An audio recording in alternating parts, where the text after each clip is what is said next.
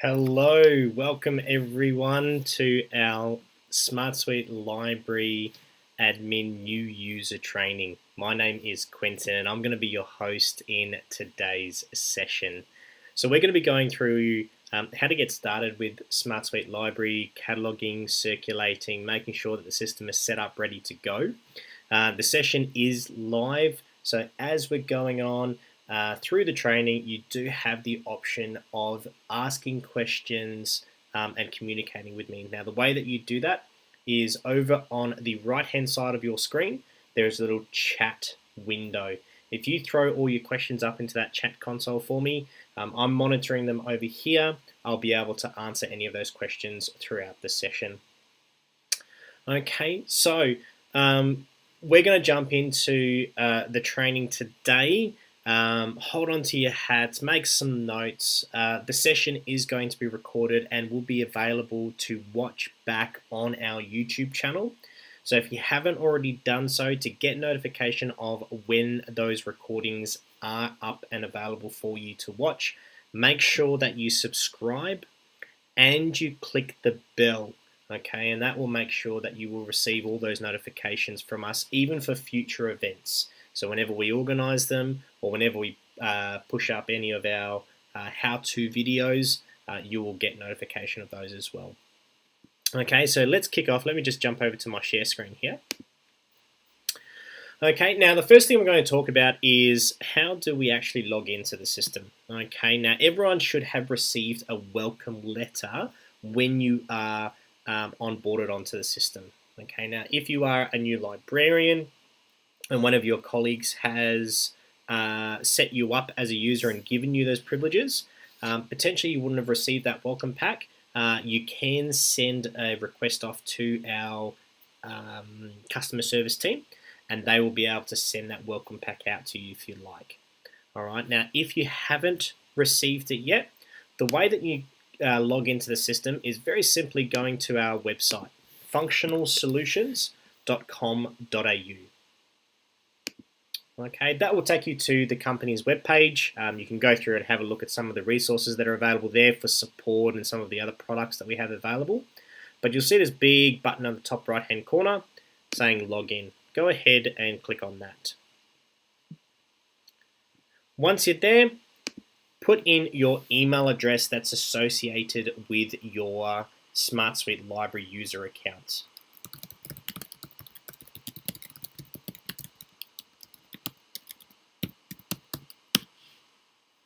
Okay, now if your account is registered with more than one of our products, so you work at multiple schools or you've signed up for your My Lessons account with FSI so that you can create your own lessons and access TV4Education content outside of the school subscription if your school doesn't have it, or you want those lessons to be able to roam with you as you do work at other schools, you can sign up to the My Lessons system there. You'll also have all the other sites and schools that you've been registered with. Okay, so all you need to do is click on which system you would like to log into.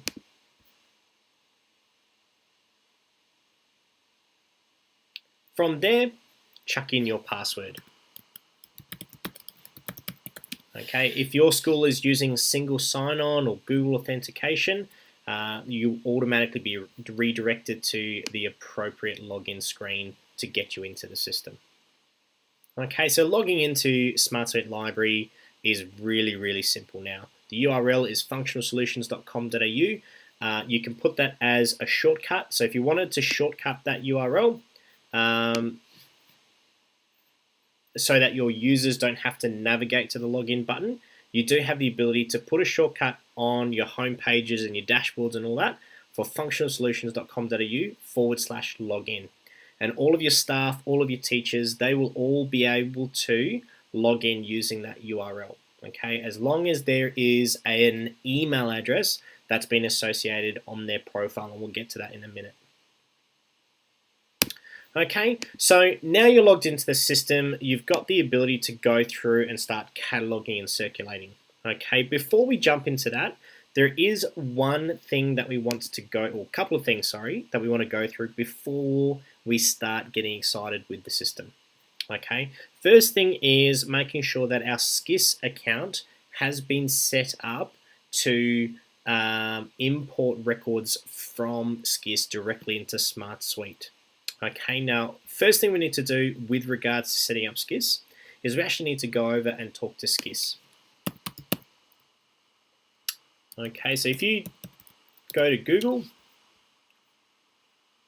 what we want you to do is to type in SCIS into Google, followed by Z3950. Okay, the first article there is how do I set up Z3950? Now, Z3950 is a protocol that allows two databases to communicate with one another. So first thing that we need to do is we need to make sure that on the SCIS end, our SCIS account has been enabled to allow SmartSuite to communicate with it. Okay, if you haven't done that already, or you're not sure whether this has been done, you need to go through and make sure that these instructions have been completed. Okay, if you're a little bit unsure, you do have the ability to contact them. And all you need to say in the email is, can you please make sure that Z3950 has been enabled on my SCIS account, and give them your SCIS username and your school name. Okay, you don't need to worry too much about setting up all of these details into SmartSuite. Okay, that's already been done for you by our customer service team, but you do need to put in your SCIS username and password. So when they email you back and say, yes, it's all been set up, here's the details that you need to put into your system, they will confirm the username and password. Okay, when they do that, there is something else that you need to do in SmartSuite. Okay, so what we're going to do is, once we're logged in, we're going to click on System Menu, which is this little hamburger in the top left-hand corner.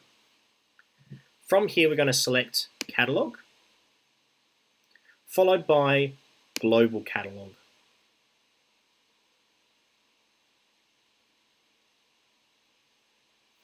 Once we're in here, down the bottom in the toolbar, we've got Configuration, followed by Z3950 Database. And all we need to do here is make sure that our username is correct, enter our password as per what they have told us in the confirmation email, and then click Update. And as soon as you've done that, that's all we need to do. Okay, we can now start scanning our ISBNs into this screen, and SmartSuite will begin cataloging all of those books for us. Okay, and we'll go into that in a bit more detail in a minute. Okay, whilst we're on this screen after we've set up our SCIS details, something else that we want to set up is to tell the system which spine label is our preferred label. Okay, so whenever we've catalogued a whole bunch of books, we then go through and say, all right, I'd like you to print all the labels for me by clicking on that print button. System needs to know which label it needs to print to. Okay, now the way that we do that is by clicking that up arrow again, and then clicking Default Spine Label.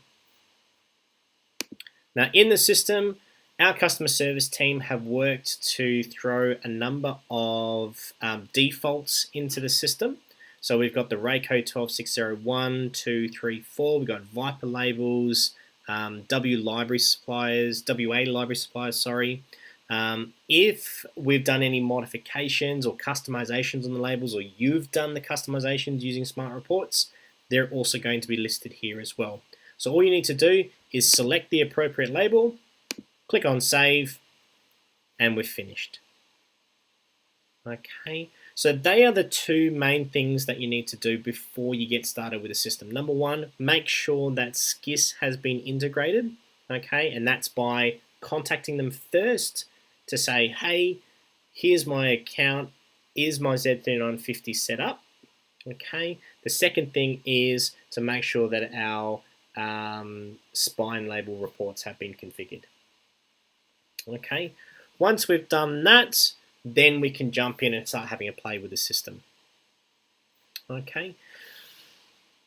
With all of our admin screens, there is a common function that you will notice across all of them. Okay, and that is this little toolbar that appears at the bottom of the screen.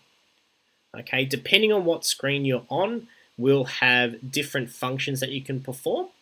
Okay, but if you're ever looking for how do I save, how do I delete, how do I access the system settings for this particular page, always look down the bottom in that in that toolbar. Okay, so in Global Catalog, we went down to the toolbar to set up all the configs for our SCIS details and our default spine label reports. If I head over to Patron Management by clicking on System Menu, Patron, and then Patron Management,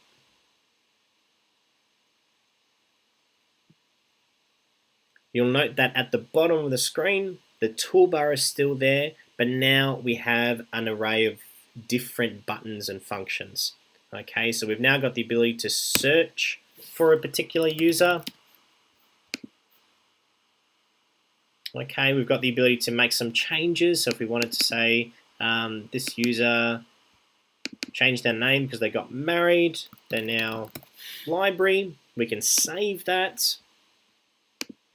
Okay, update their password, send them some information on how to log into the system, or we can delete them. So they're all the functions that you can perform on the Patron Management screen simply by just going down to the bottom and clicking on the correct button down there.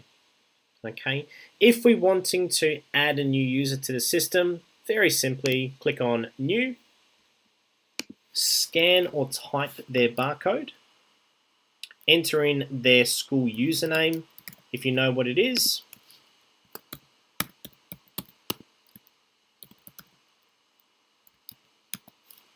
okay, enter in their email address,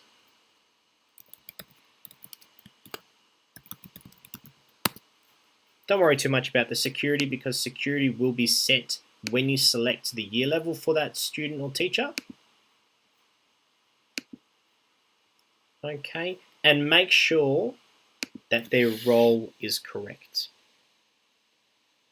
Okay, now it's very important to make sure that their role is correct because if you're setting up a teacher, for example, if you leave them as a student, the system is not going to give them access to create lessons, to access TV4Education, to access any of the list builder functions for teachers, a number of advanced functions that students don't have access to. Okay, if they are a student, make sure that it says student there. If you're wanting to give this particular user access to run the circulation desk or access the catalog to do some cataloging on your behalf, make sure that you select the appropriate security roles in there as well. Okay, so on this screen, when you're adding a new user to the system, it's pretty much clicking on New, typing in the information that's appropriate, and then going ahead and clicking Save. Okay, make sure that you do enter an appropriate email address for the user. If you don't, it means that that user won't be able to log in using functionalsolutions.com.au. Okay, so all the users need to have a unique identifier, which will be their email address. Okay, when we hit Save, the system's going to give us a little error. In this case, I've already entered a user that's got the username of QFirm. Okay, so it's just asking, do you want me to load that one instead of this particular user? So I'm just going to cancel that. Okay, this is the error that you would normally see if the user hasn't existed in your database already. Okay, and what it's saying is, I can see that you have added a new user to the system. They don't yet have a password. You didn't go down here and go change password when you first set them up. So do you want me to set a random one and send this user information on how to log in? Okay, if we go OK, system's going to save our user. It's going to generate a random password for them, and it's also going to email them login details so they can start using the system.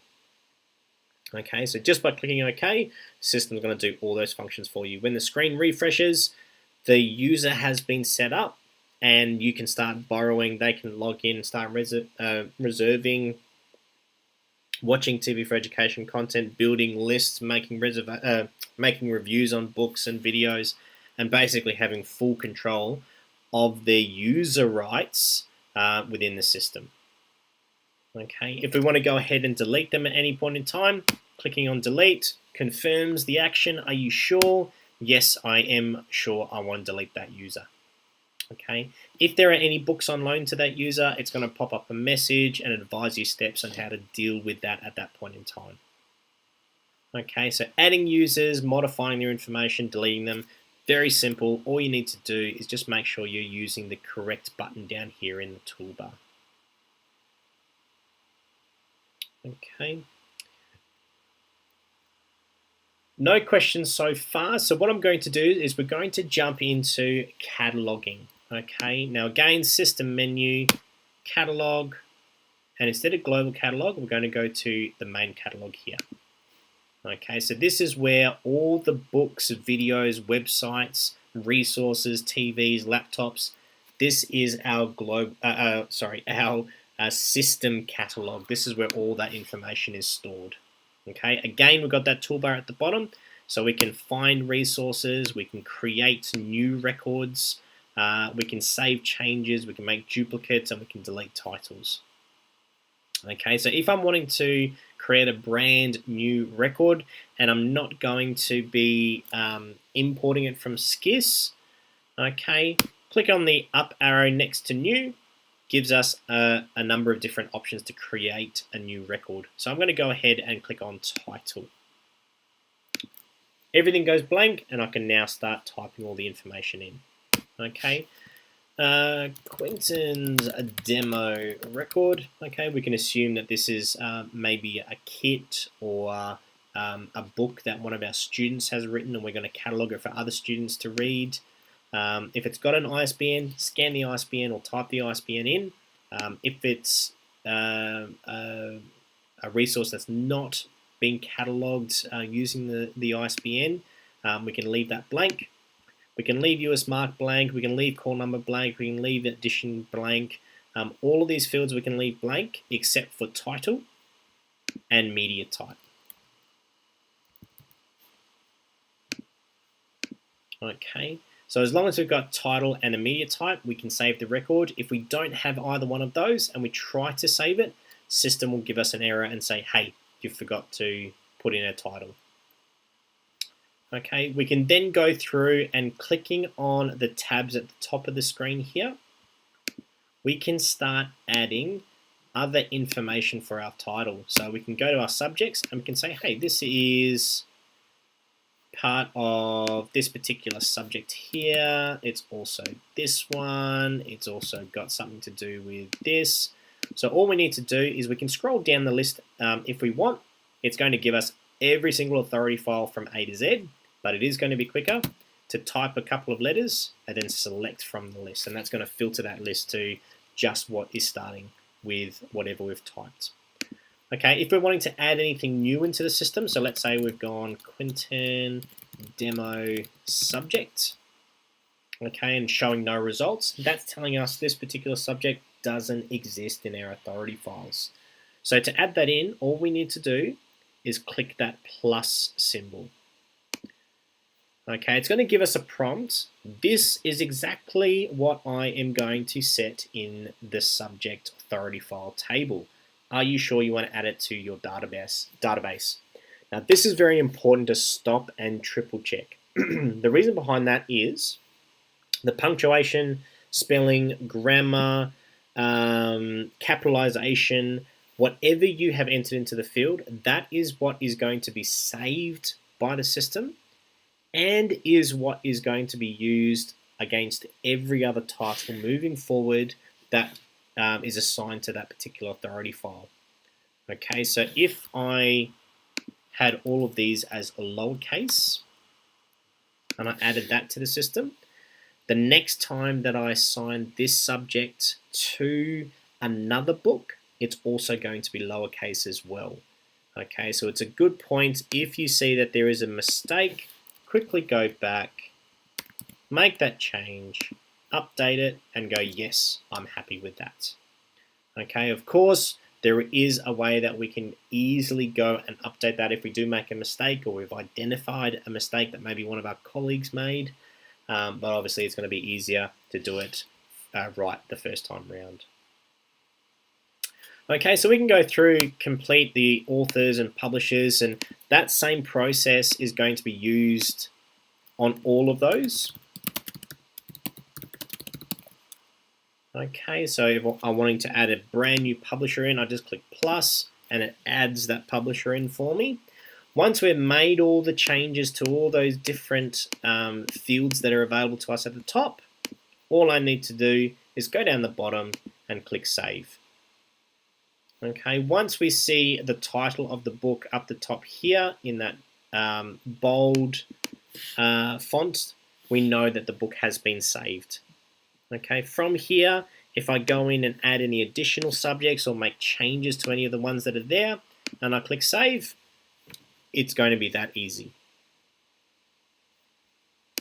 Okay, so we've gone in and we've added our title information, so that's all of our subjects, authority files, notes, all of that, but we haven't yet added the copy information, which is the barcode, where it's stored, how much it cost the library, etc., etc.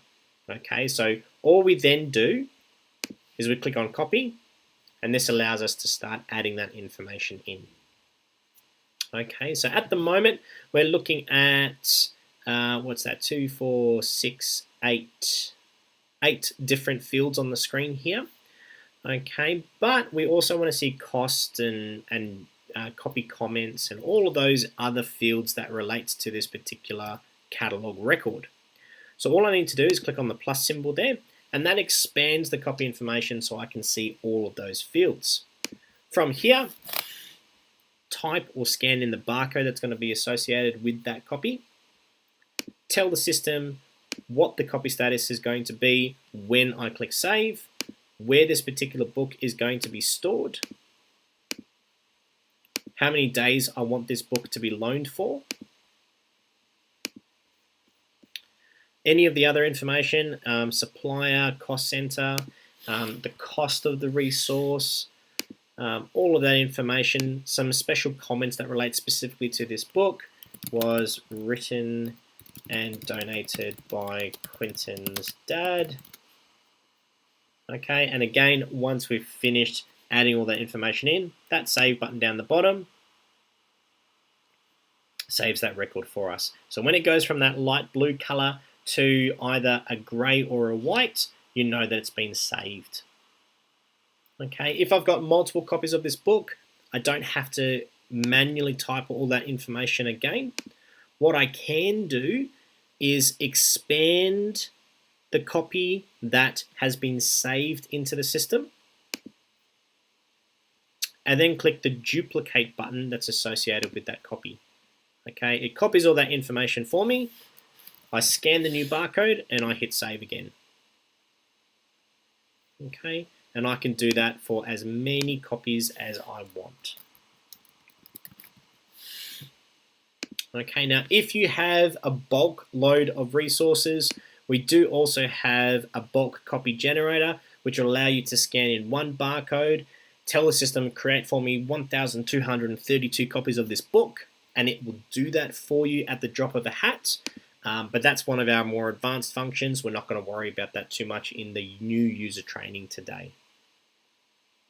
Okay, so we've gone through adding a record manually, editing records, adding authority files, and adding copies. We're now going to have a quick chat about deleting information from the catalog. Okay, now this is something that you need to be able to identify. Is it a copy or is it a title? Okay, the reason behind that is, if I was to go straight down to this button here, when I just want to delete copy number 2 because it was damaged beyond repair and I just want to get it out of the system, clicking on this where it says delete the title is going to actually delete every trace of this book from my system. It's going to delete the title record and everything underneath it, which includes copy 1, 2, and 3. So if I'm only wanting to delete an individual copy, what I need to do is I need to go to the copy section and I need to expand the copy that I want to delete. Once that's expanded, I can see a delete button that's associated with that particular copy. I click delete. It gives me a confirmation. Are you sure you want to delete just copy barcode? And it lists that for me, so I can now verify that on the physical resource. Click OK. Bam, it's gone. Okay, and we can see that copy number 1 and 3 are still on the system. Okay, if you are wanting to delete the entire title record, that's okay as well. Go down and click delete copy. Because it is a detrimental function, okay, we do need to type the word yes and then click confirm. Okay, if we don't type the word yes and we try to click confirm, nothing will happen. The button is inactive. You need to type that first. Okay, so it's a triple check just to make sure we don't accidentally delete anything. Sorry, don't delete anything we don't want to. Okay, so we've gone through adding records manually through the system, adding copies, managing our authority files, deleting titles and deleting copies. Okay, that should give you a starting point on how to run and manage the system. Okay, we do have some tips and tricks like this little button here. Okay, we did a little help video on that a couple of weeks ago. Make sure to check it out. It is the quick catalog function. Okay, it is on the channel after the event today. Go back, have a look. It's going to make cataloging so quick for you, I promise. Okay, the next thing we're going to have a quick look at is how do I import my books from SCIS. Okay, first thing we need to do is we need to go back to that global catalog page. So system menu, catalog, global catalog.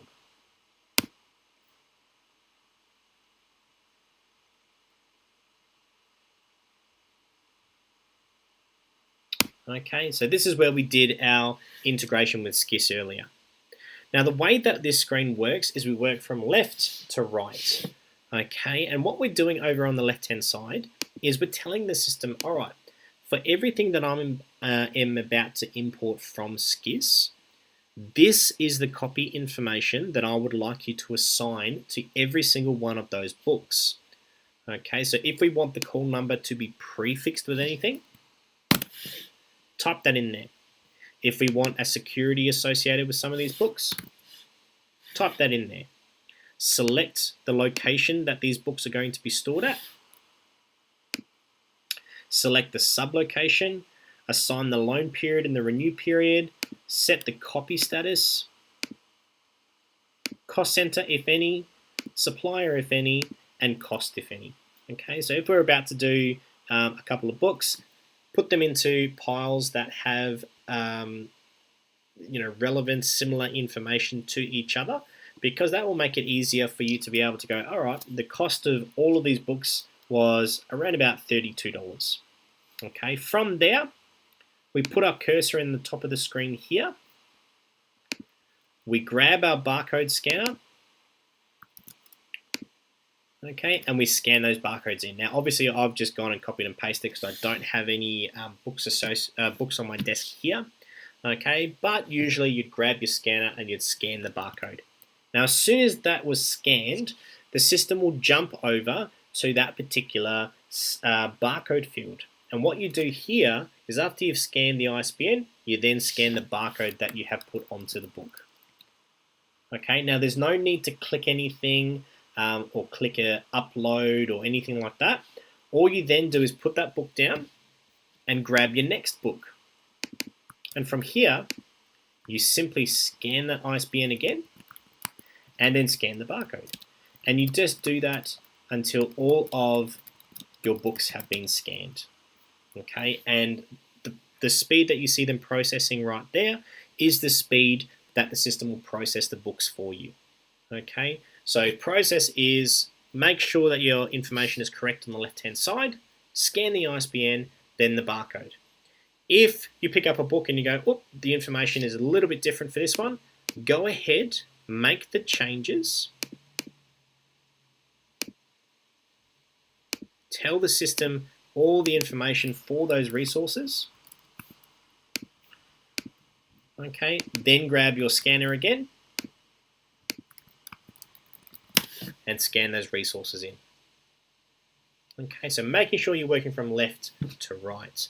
Now, if you have a green message, it's telling you that it has gone up to SCIS and downloaded the record from SCIS for you. It has assigned the barcode that you gave it to the copy record, and it has assigned all of this information on the left-hand side to that copy for you. So basically what you need to do now is click print and send all your spine labels to the printer. Okay, if you're wanting to double check the information or add any additional information to those books, clicking on the title will take you to a new tab at the top of your screen and will load the book that's just been imported in the catalog screen. So using those skills that we learnt in that previous session, we can now go and add some additional genres or illustrators or anything to that particular record. Okay, if we've got some comments to put on the copy information, we can type that in there and then click save. Okay, once we've clicked save, we can close that tab down, takes us back to Global Catalog, where we can do the same thing for the other titles. Okay, if we're happy with all of that and we just want to print the spine labels out, click on print down in the toolbar. It will then open another tab for us. Load our spine label report with all of the information for our spine labels. Okay, and from here we can click on print and send those to the printer. Okay, cool little tip or trick on this screen is down in the toolbar, we have this field here called blank. And what this is saying is, if I've already used my spine label sheet and I want to be able to print a second lot, so let's say that we've got the first 3 spine labels have been used, but the rest of the sheet is still available to us. All we need to do is count how many blank labels we have, put that into the system, click generate. The system will push the labels down by 3 and start printing on the 4th one. Okay, so now we can click print and it will start on label number 4 for us. Once those labels have gone off to the printer, we can close that tab down and we can either continue with the next session of books or we can jump over to another area in the system. Okay, so doing our spine labels, very, very simple. Importing from SCIS. The only difficult thing to remember is making sure that on the left-hand side of the system, you put in the information that you want the system to import as the copy record info first before scanning the ISBN and the barcode into the system. Okay, if you forget, not a problem. Click on the title, it'll take you there, make the changes, come back. Okay. I don't see any questions coming through on the chat console, so just another reminder, if you do have any comments or questions for me, over on the right-hand side of your screen, you've got the ability to chuck that in, and I will make sure that I monitor that and answer any of those questions that you have before the end of the session. Okay, second last thing before we close off today is how do we circulate our resources? Okay, so we've learned how to add users to our system. By the way, before I forget, there is a way to import a bulk load of users. Okay, we also have integration with a number of third-party systems that do automatic patron syncs through your Google account, through systems like Central. There are other data management systems that we integrate with, so you don't have to worry about manually maintaining your patron data. We can automatically import them as soon as the students are enrolled at your school. For more information about that, let us know through a ticket who your school is using as that data management system, and we'll advise you the best way to get that automatic patron sync up and running. Okay, so we've learned about manual importing, we've learned about how to import books into our system. Let's talk now about how do we circulate those books to those users that we've set up. Okay, so system menu, circulation, followed by circulation. The most difficult part about this side of the system is just ensuring that you are on the right colored screen. So at the top of the system, you see a loan tab is currently selected. Background of that screen is blue. If I flick over to return, it goes orange. Okay, so there is a very big color difference for us, and we just need to make sure we are on the correct screen for what we're trying to do. Okay, if we're trying to loan books out, make sure we're on the blue screen. Cursor is flashing in the field at the top of the screen there, so we can scan the user's barcode, type it in, or type in a couple of letters from their first or surname. It'll bring up a list of potential users here.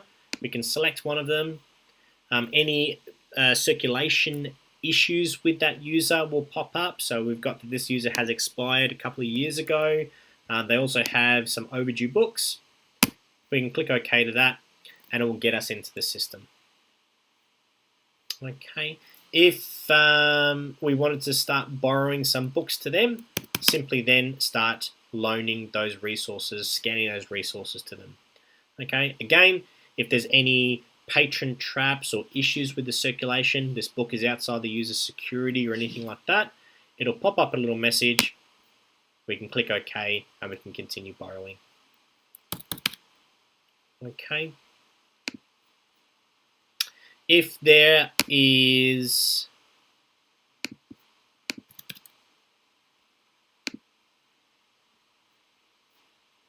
any loans in the system, okay, the ones that are overdue are going to be highlighted in red.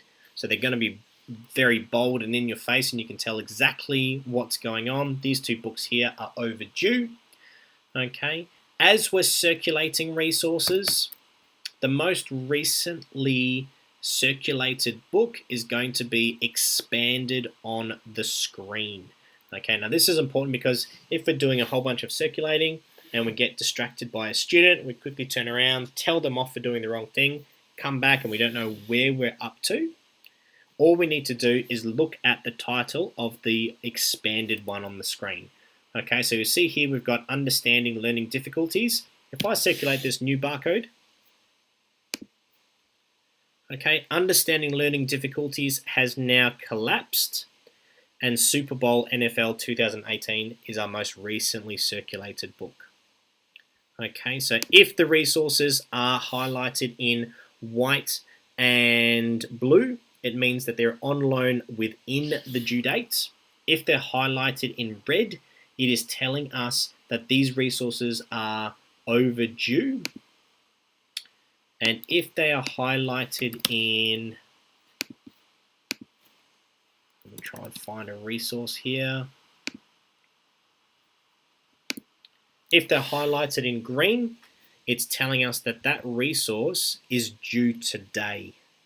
Okay, so again, it's a nice little identifier, color-coded, so that if we're loaning books to this user, we can go, well, hold on a second, because this book is going to be overdue if you leave the library and you don't return it today. So I'm not going to give you this new book until you go and find that one first. Okay, so white and blue on loan. Green one is due today. Or, red is overdue, needs to come back. Okay, if we go to return mode, we don't need to type in a user's name. All we need to do is grab our scanner and madly scan all the books back into the library. Okay, if there are any errors, they're going to come up.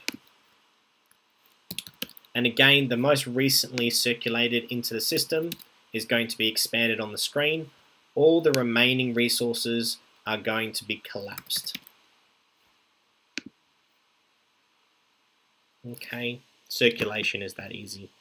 We've also got a number of advanced functions. So we've got quick scan barcodes for circulation. We've got self-circulation approver messages, the ability to turn on and off different validations so that error messages aren't popping up all the time. We're going to cover those in advanced training sessions for circulation in SmartSuite to make sure that you get notification of when they're coming. Subscribe, hit the bell, and it'll be happy days. Okay, the last thing that we're going to cover before we close off today is I've got a question. How do I get an answer? Okay. First way is using our brand new concierge service that is brand new to the industry and is brand new to SmartSuite-Library for 2021. Okay, and that is this little logo at the bottom right-hand corner of the screen here. Now, this is available to new users on our system and is available for that learning period, that first couple of months while you're trying to get started. And basically, it's a direct line directly to our customer service team members.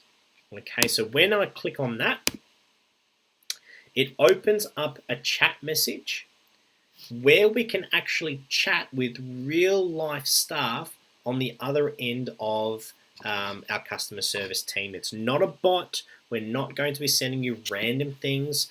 It is a live chat with our customer service team members. So all you need to do is type your message in here. Hey guys, I'm just struggling to remember how to catalog from SKIS. Could you please send me an article? Okay. Now what the customer service guys will do is they'll get that message. Because I'm on a demo database, I'm not sure if they're going to reply to me today because they know that it's me.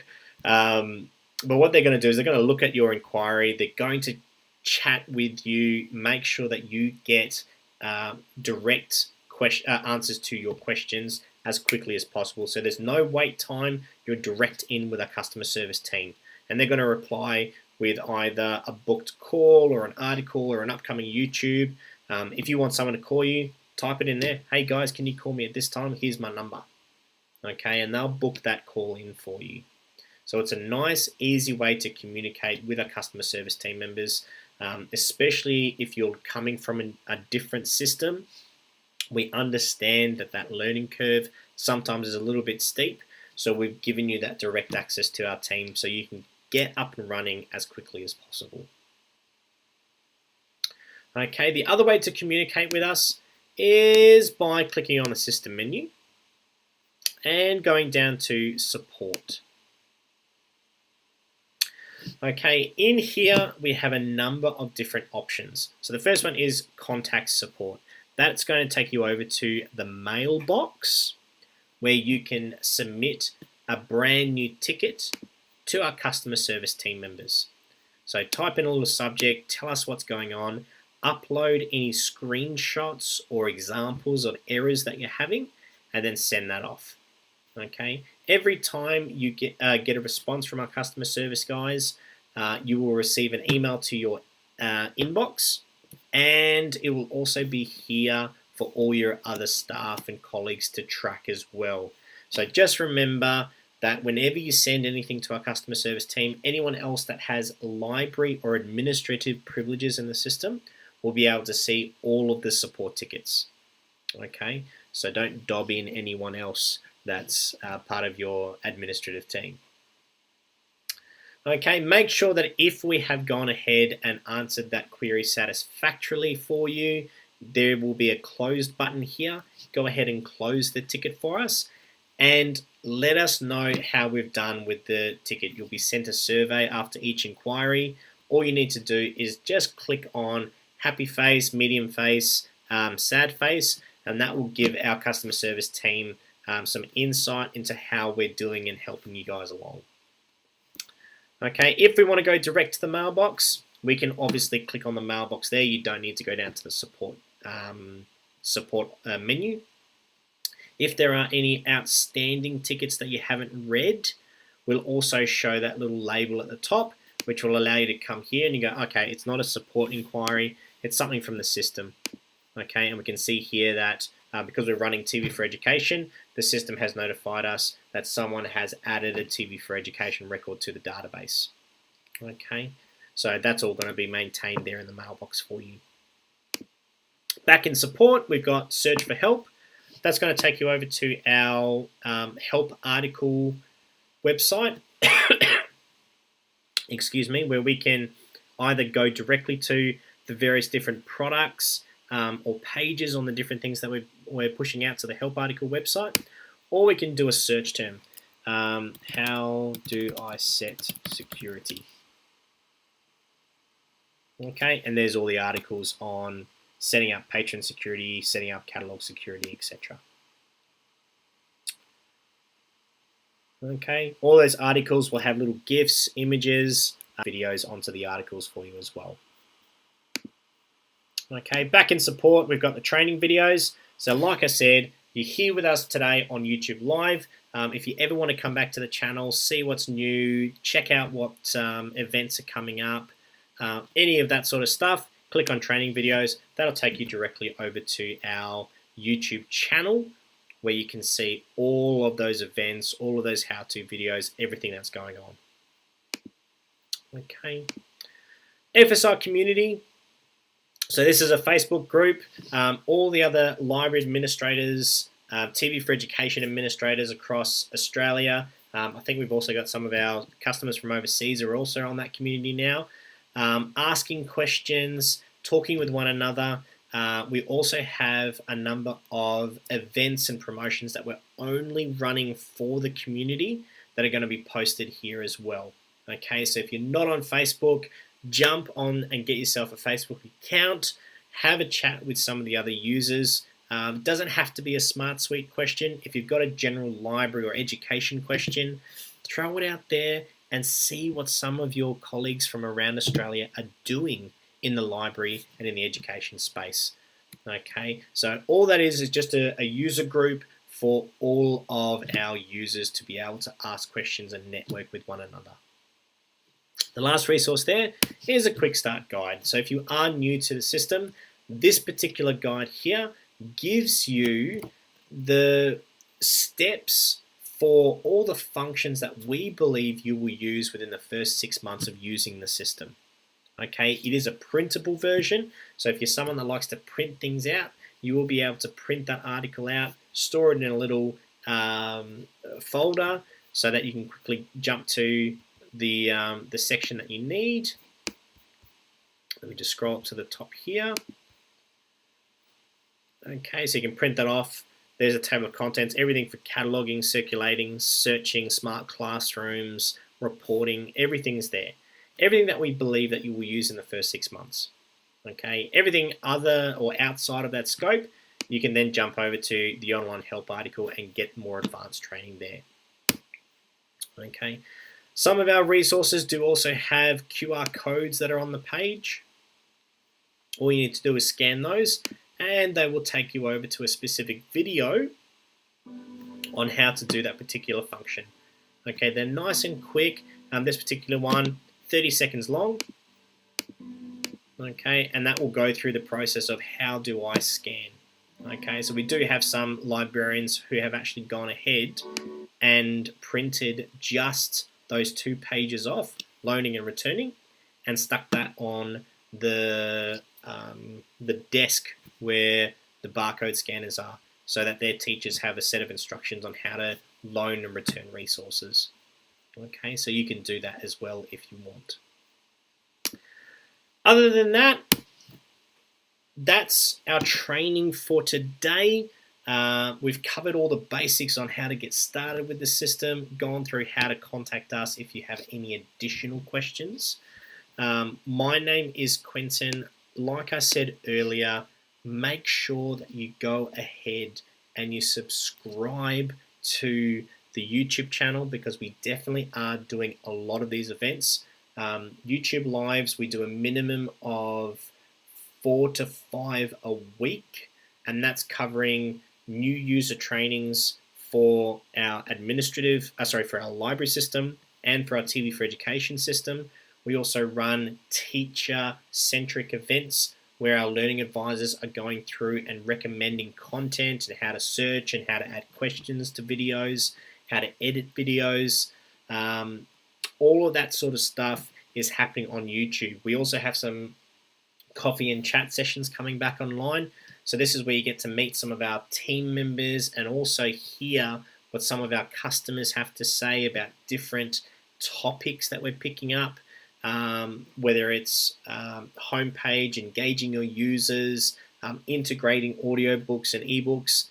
That's all going to be happening here on the YouTube channel. So make sure that you do subscribe and you hit that bell to make sure that you're getting all those notifications. Okay, my name is Quinton. I'm going to hang around for a couple of minutes, make sure that all of your questions have been answered today. So make sure that if you do have any questions, chat console over on the right hand side there, chuck them in. I'm here, I'm answering your questions. If you don't, thank you so much for attending. Let all of your colleagues know about the training sessions and the resources that we have available to make sure that they're getting the best out of your SmartSuite or TV4Education subscription. Thank you very much for attending, and we'll see you later.